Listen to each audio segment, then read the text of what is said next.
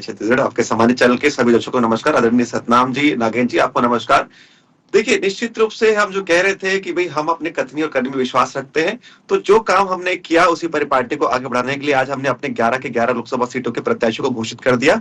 और ये प्रत्याशी आने वाले अप्रैल और मई में विजयी होकर निश्चित रूप से 400 पार का नारा जो हमने दिया है उसको सिद्ध करते हुए निश्चित रूप से भारत को विकास की गति पर दोबारा लेकर जाने में प्रयास करेंगे। जिस प्रकार पूरे भारतवर्ष ने देखा, चाहे वो सामाजिक क्षेत्र हो, चाहे आर्थिक क्षेत्र हो या सांस्कृतिक क्षेत्र हो, प्रत्येक क्षेत्र में भारत का विकास हुआ है। उस विकास की गाथा को गढ़ने का काम किसने किया? कार्यकर्ता ने। और इसी कार्यकर्ता को आज लोकसभा का सीट मिला है, तो निश्चित रूप से वो कार्यकर्ता धरातल पर काम करते करते संसद में अपने प्रतिनिधित्व करेगा और लोगों के लिए, हित के लिए काम करेगा। और देखिए, हम तो पहले से कह रहे थे कि हम पर जो है, हमारी पार्टी पर निश्चित रूप से चेहरे की कोई चिंता नहीं है। चिंता की लकीरें तो हमारे कांग्रेस मित्रों पर है, जो आज तक अभी एक सीटों पर भी अपने प्रत्याशी की घोषणा नहीं कर पाए।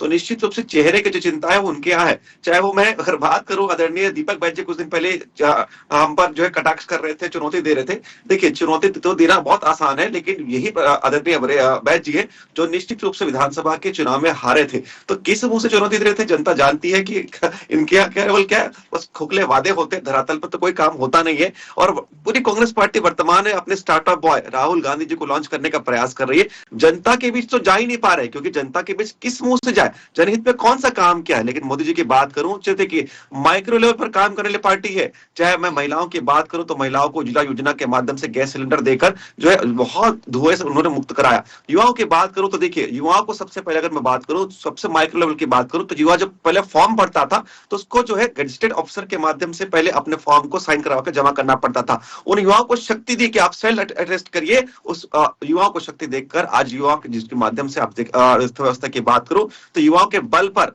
जो अर्थव्यवस्था 2014 में $2 ट्रिलियन की थी, आज 24 में आते आते $4 ट्रिलियन की अर्थव्यवस्था बन चुकी है। तो चाहे सामाजिक क्षेत्र हो, आर्थिक क्षेत्र हो या किसी भी क्षेत्र को लीजिए, प्रत्येक क्षेत्र में मोदी जी के नेतृत्व में काम हुआ है, क्योंकि यही मोदी जी है जो अपने आप को